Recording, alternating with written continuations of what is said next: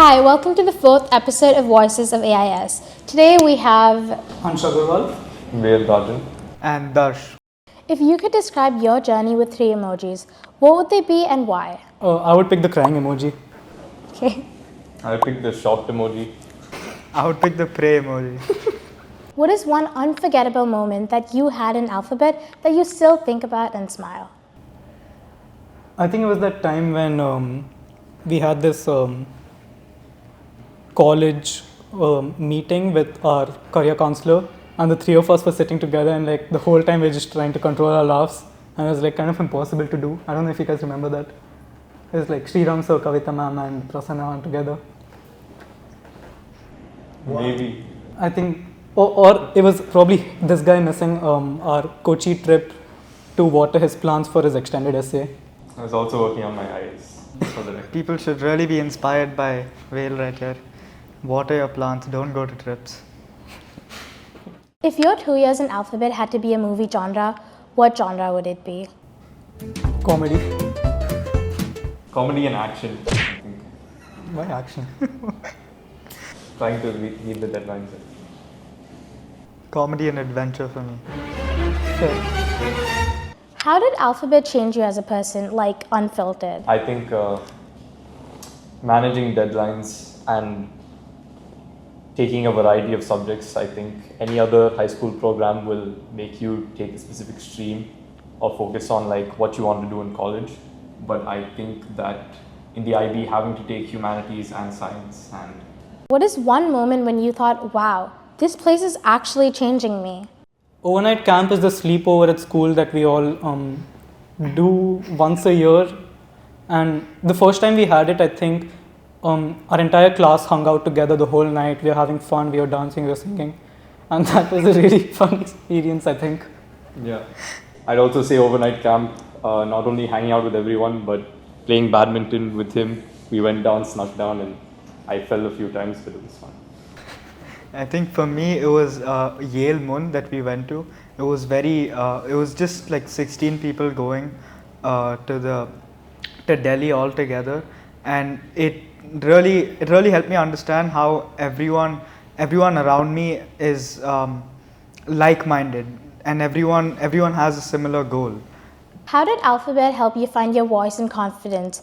Was it a teacher, a class project, a person, or something unexpected? For me, it was editing newsletters, I think. It really helped me voice my opinions in a very different way, sharing what I love with those around me, with the entire community, and also kind of forcing me to balance this newsletter with my studies and with other activities. I think for me it would be MUN as a whole. I got to go around the country, attend 3 MUNs, and then we even got to host our own, and I was the chair of a committee. So having to moderate debate, I think it was completely new for me and a great experience. I think for me, the debate club that we had, that Swayam and I founded, it was really fun because we got to interact with our juniors and share our knowledge and our experience. Did Alphabet change the way you think about challenges, failure, or something new? So we had a lot of deadlines because of the IB that were very rigorous and often stressful to all of us, but the support that we got from our teachers was amazing. We always had, like, at any time, any hour, you could call up a teacher or message them. Like he, for instance, has texted a chem teacher on Google Spaces at 1 a.m., 2 a.m. asking her a question. I've texted my physics teacher at random times before board exams, and they've always been there to help us, whether it was for our IA, EE, TOK, or even for exams. What was the first moment when you were like, wait, I'm good at this? For me, it would have to be when Vel and I started our economics and finance club. Prior to that, I never thought that I would be good at teaching people something, but during my experience as the head of the club, I thought we had around 10 people in the club, and it was really fun teaching them, and that was my moment where I thought, oh, okay, I am good at teaching people. I think it would be the newsletter also that Ansh and I founded. I think I always liked writing, but combining that with research and then trying to be unbiased when you're writing, like that's really important so that people who are reading actually understand what's going on and you don't bias them. So I think writing and research, those two things. For me, towards the beginning of 12th grade, DP2, Abil sir, the design teacher, and Peter sir, the film teacher, both of them helped me realize that I had a strong passion towards robotics, and both of them encouraged me and guided me throughout the way, and this actually evolved into my desired career path, and I'm very grateful for that because it made me realize what I'm passionate about and something that I can actually be good at. What is one value or habit that you carry on from your school days, even if it annoys your friends? I think taking notes, to understand something, I first have to ask a lot of questions and then write it down repeatedly. I think that really helps keep it in my memory, but sometimes I would take a bit long and keep these guys from break. So I'd like to add on to this guy. After the class was over, he would sit and just finish his notes until break is over. He used to 5 to 10 minutes. Snacks break was 10 minutes. Snacks Yeah. break was 10 minutes. it was not. And So half of the he half used of to that 5 minutes. first 5 minutes gone with this guy. Exactly. Last 5 minutes gone with this guy eating like this. 2 hours left. I think that was my answer, eating really slowly. Just enjoying and eating slowly, and because of me, I think we stood outside the class at least 50 times now. English, especially. English, especially for English, yeah. Yeah. At least 50 times. How did MYP prepare you for DP? MYP, if I'm to be honest, MYP was very helpful in understanding the structure of DP because we had something called personal project, and it wasn't similar to your IA and EE, but it helps you prepare with what kind of formats, what way you should be thinking about anything that you do in the IB with learner profiles and everything. That was the most helpful part of MYP for me. Can you give some survival tips for IBDP? You just have to start really early. I think manage your time Yeah. well. Yeah. I mean, Have fun along the way. The best way to get through DP is to start in DP1 and not in Yeah. DP2. even don't- just think about IAs and stuff. Don't Yeah. Waste DP1 thinking, oh, I can do it next year. I can Yeah. just cramp up And everything in a you- year. You won't be able to do it. And cramming IAs in the last 2 months is not gonna help you. Yeah. That too, you have Speaking to from experience. study for mocks and then boards. It's And not worth it. How did you guys manage CAS, TOK, and EE? I think CAS, our entire mentality was, does this count as CAS? Exactly. Yeah. Everything we did. Everything we did, like we tried to make everything about CAS. Other than writing reflections, you can find many ways to just turn what you do in your everyday life into something that's creative or active. Like Yeah. if I bought food for any one of them from the cafeteria, I'd say, Yeah, again, not that. My advice for TOK presentation especially would be choose the prompts that are accurate with your examples. I remember that I chose a prompt which wasn't accurate with the 3 examples that I had, and I had to change my prompt at the last minute, like 2 days before my presentation, and that was really hectic. I think the exhibition will help you prepare for the essay, and the exhibition is kind of more fun. Yeah. You get to rehearse in front of everyone and like prepare a presentation and everything. Yeah, the essay, it's more like just writing, and you have to have the same kind of ideas and structure as you would in an exhibition, but slightly different. So as long as you're doing that, like go from exhibition to essay, you'll have a decent time. from my experience, the best way to get through TOK and EE is to map what you're going to do, because if you choose a prompt or if you choose a topic and you don't really understand it or don't have any idea what you're going to do once you get to a particular stage, then that's just going to completely stump you. You need to understand that if you get to the middle of your E, if you're writing your methodology or any part of your analysis, if you don't understand something or if it doesn't count as analysis, then you're gonna have to redo your E. So you really need to think it through and build kind of a map in your mind. Also, guys, when you're using ChatGPT, remember to delete the prompt from hello, this is your response. Please delete that. Do not forget to This delete is that. a real world data by the way. True story. You guys want to talk about it? We don't need to name names, but Yeah. So we had this friend. That'll take too long. I'm not going to name anyone. So for our E, he used ChatGPT for the entire project. He fixed it completely later, but he almost got away with it. But towards the end, he got caught because he forgot to delete "Hello, this is your response," and he got scolded for like half an hour, I think, that day by 3 different teachers. But he made through and he got an A in A and E, exactly, and we were really surprised. Anything is possible. Don't give up hope. That was 3 days before submission. And use ChatGPT wisely. What is your advice for balancing fun, friends, sleep, and IB deadlines? Start early. Otherwise, there's no way of. There's no other way. And plan everything. You have 6 subjects, IAs plus EEs and POK stuff. On top of that, studying, and then I don't know if the school still has mastery checks. You have to write an exam for every subject every week. It's just. We had one like 6 to 7 mastery checks per week. Yeah. Our average was 6 to 7, and studying for them was kind of difficult. Sleep, I did not manage. Fun, I think, hanging out with. I think most of our fun was just in school. Just in school, exactly. We found ways to make almost everything fun. Fun, exactly.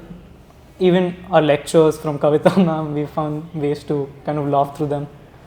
But we took it seriously. Who's we? We learned a lot from them. We learned a lot, but also have fun. Oh, and a very good tip for your IB is don't break your hand before board exams. That wasn't before board exams. Before mocks. Before mocks, yeah. He broke his arm while playing football. Thanks. Right before our mock exams. Is there anything you wish someone had told you before you started DP? I wish someone warned me about IAs beforehand. I kind of underestimated them throughout DP1, and IAs are not as easy as they seem. Finding topics, finding real life examples, structuring your IA takes a lot of time. It's a lot of effort, and scoring well on IAs especially is really hard. So think about IAs from starting DP1, don't wait for DP2. And DTIA as well. You can think about it, but I also think that by the time you finish like 60% of the syllabus, you'll be in DP2. So you'll only be able to work on it. That's kind of how the IB is structured, but definitely think about it. But don't think, I need to have like a draft by the end of DP1, especially if you don't have a topic or you haven't covered the content. Right. What opportunities of Alphabets shaped your career interest? Was it like a club, trip, or competitions? I think for me personally, it would be editing the newsletter and also being the head of the Economics and Finance Club. And also interacting with teachers was really fun, especially my economics teacher. He guided me throughout my extended essay, throughout my IAs, and also helped me find some interesting career paths and college courses that I can take. I think for me it would be a combination of what's like in the DP syllabus, which is the extended essay, and then the newsletter. With my extended essay, I got to do research and I understood statistics and data analysis much better than I did before. And combined with that, something that I could only do because of an environment like Alphabet was the newsletter. Again, writing about science, communicating with others, and taking feedback. I think, studying science and then taking feedback and interacting with people, I think that's definitely helped me prepare for a career in the future. And also, he has taught you how to grow plants. Yeah, a lot of that. When I first came to Alphabet, I was hell-bent on being an astrophysicist, which quickly changed into automobile engineering. And my interest kept changing, and the way I was able to narrow down and really choose and decide what I wanted to do, which is robotics, was through the help of my teachers, specifically my physics teacher, the design teacher, and the film teacher. And I didn't even have the subjects of design and film, but because of how open every teacher was to talk with, I was able to interact with everyone. I was able to talk with everyone. They helped me get into the field. Any clubs, trips, or competitions? So we went for this debate competition. It was me, Darsh, and Swayam.